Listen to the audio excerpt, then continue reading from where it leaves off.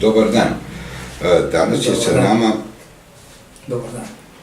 gospodin Pera Bundalo, član izvršnog odbora Udruženja srpskih ratnih veterana i jedan od njegovih osnivača. Učesnik je rata 1991-1992. i takođe je bio pripadnik oružanih snaga u vreme NATO agresije 1999. godine. Gospodine Bundalo, vi ste član ovog udruženja od osnivanja. Pa šta je vaše mišljenje, kakva bi uloga udruženja ratnih veterana trebala da bude u rešavanju socijalnih i ekonomskog problema veterana?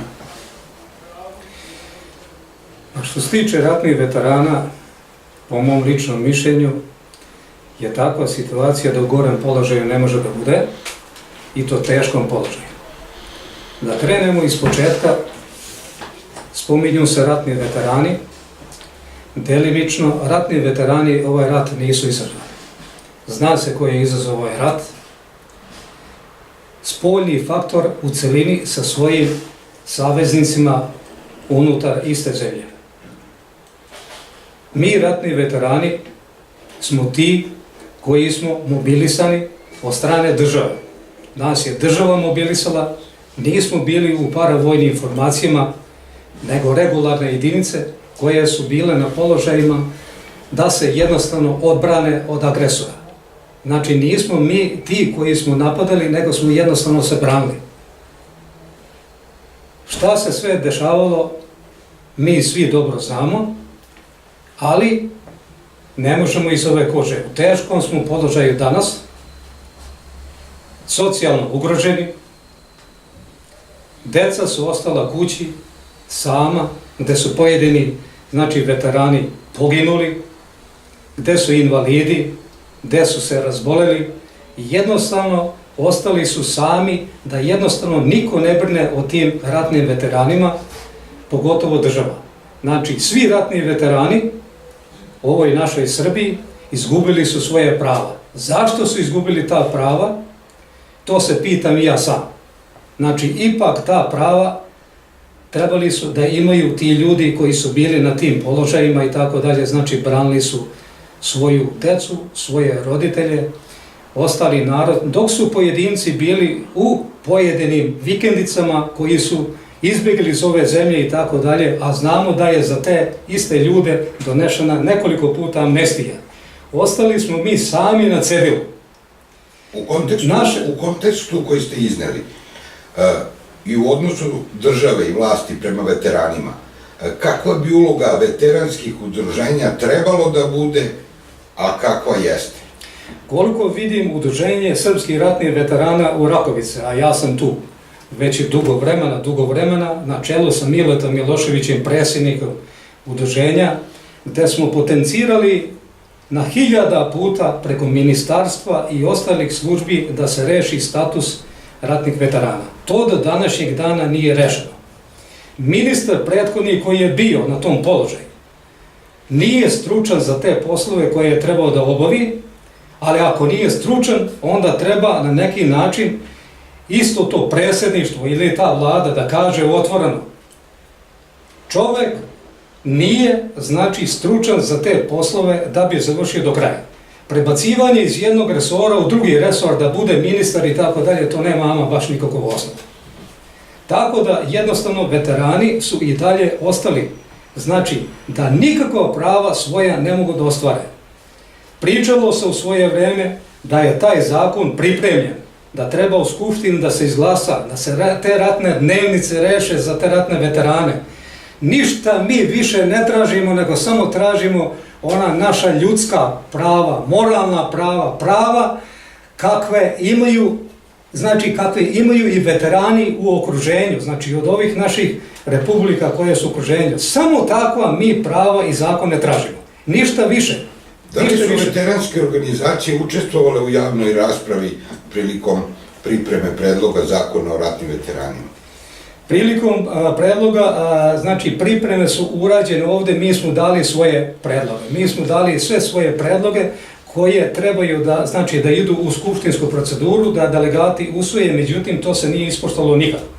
Znači, do današnjeg dana jednostavno mi ne znamo gdje su ti predlozi stali, ko ih je obustavio, po čijem je nalogu to rađeno i tako dalje.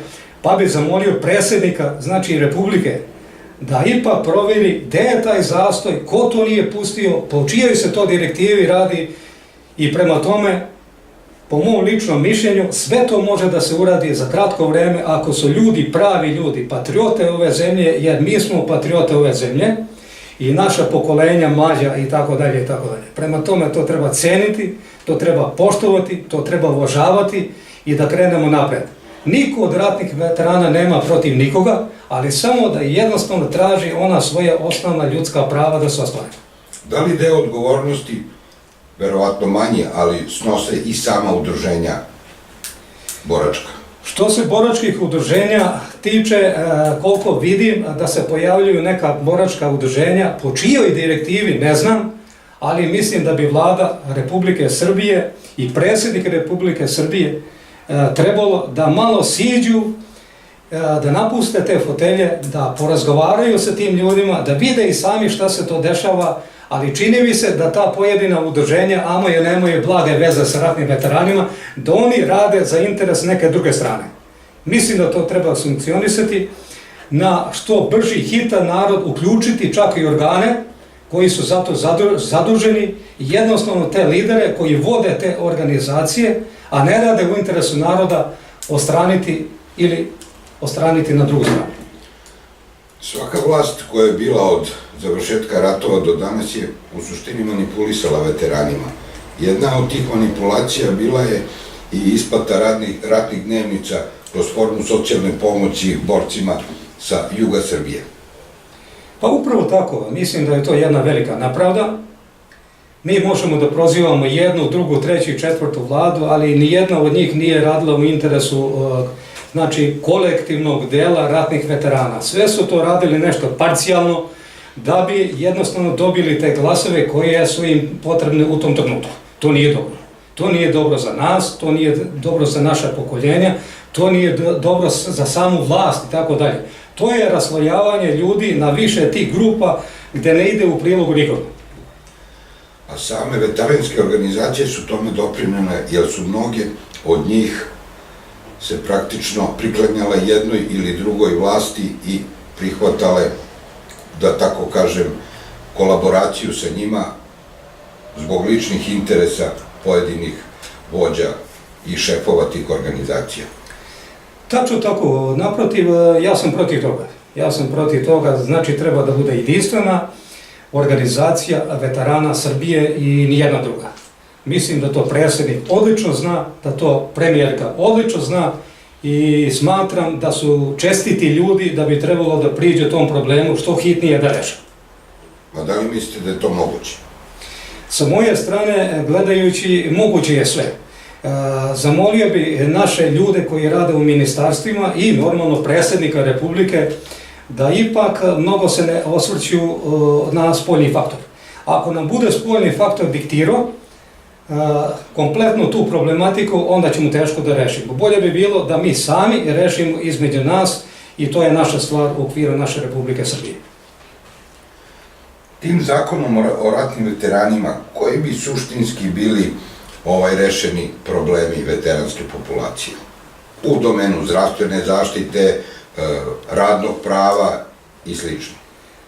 Pa mi smo zato da jednostavno ta prava osnovna moraju da se reše kad je u pitanju, evo spomenuli ste sami, socijalno, prevoz, pomoći ljudima koji su ostali bez svoje rodbine, roditelja i tako dalje, deca su na školovanju i tako dalje. Znači, ipak mora da priđemo da ta osnovna prava ljudi mogu da dobiju. Mi ne tražimo sve, daleko je od toga. Mi znamo u kojoj situaciji je Srbija i tako dalje i tako dalje. Nećemo da se vraćamo unazad šta je urađeno i tako dalje. Znači, trebamo da gledamo u budućnost. Ali taj zakon konačno mora na neki način da reši. Napominjem ponovo, nek se samo ispuštuje onaj zakon što imaju ljudi, znači naše komšije u okruženju. Ništa više mi ne tražimo toga, ama baš ništa više. Veterani umiru od posljedica bombardovanja bombama sa osiromašenim uranijom. Kako vi gledate na to? Kako gledam? Gledam jadno, žalosno.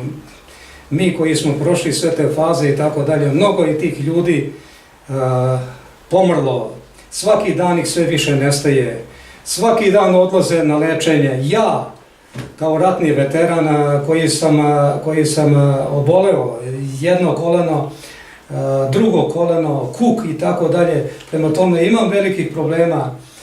Prijavio sam se na Banjici gore na čekanju, godinu dana treba i nešto da čekam za operaciju kuka, 2 godine i nešto treba da čekam za operaciju kolena, niko mi ništa ne javlja, jednostavno gubi se svaki trag, ali koliko vidim, sigurno ti ratni veterani trebaju da budu na nekoj listi prioriteta i tako dalje, a ne da se potiskuju sasvim u drugu neku ili treću listu, to nije korektno, to nije ljudski, to nije pošteno, dok vidimo pojedini, da li su u pitanju starlete i ostale starlete, ja ih nazivam, mnogo tih starleta ima koja će ući u prvi plan i završiti posao za vrlo hitno vreme i za kratko vreme.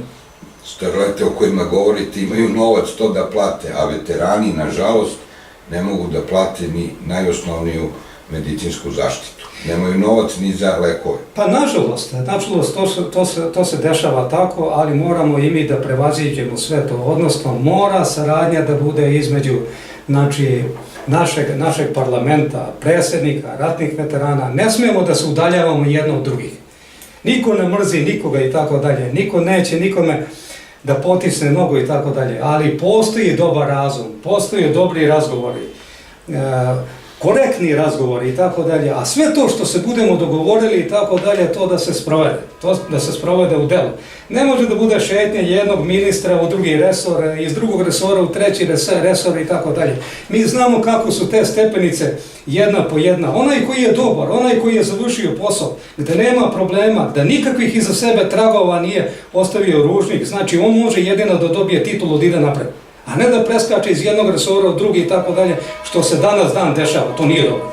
Pošto veterani spadaju po starosnoj dobi u onu najproblematičniju grupu naših građana koji jednostavno ne mogu da dođu do posla, kakav je procenat nezaposlenih među veteranima? Ogroman je procenat nezaposlenih, oni ljudi jednostavno ne znaju šta će sa sobom. Jednostavno ne znaju, oni su prepušteni sami sebi, niko ne vidi brigu, niko ne vodi računa o njima, ostali su kući, to što su izgubili, u tim godinama jednostavno niko ih i neće i prema tome, mi kao društvo moramo da izađemo iz susret sa koliko toliko sredstava. Veterani uglavnom nalaze posao u firmama koje se bave fizičko-tehničkom zaštitom, valjda po defaultu se misli da umeju da pucaju. Ta ljudi sad ne mogu ni da pucaju. Oni ne mogu više ni da pucaju, oni su svoje ispucali i tako dalje, ali zamolio bih sve naše lidere, a ima ih dosta, jer u ovoj vlasti pojavljuju se isti ljudi koji su bili u prethodnim vlastima. Nemojte da dižete nikakve uzbune, nemojte da vodite narod sa nekim oštrim diskusijama, sa oštrim pričama, razmislite debelo šta pričate i tako dalje, jer to je poenta svega toga. Gospodine Bundalo, ja vam se zahvaljujem na ovom razgovoru i vidimo se nekom drugom prilikom. Svako dobro, živali.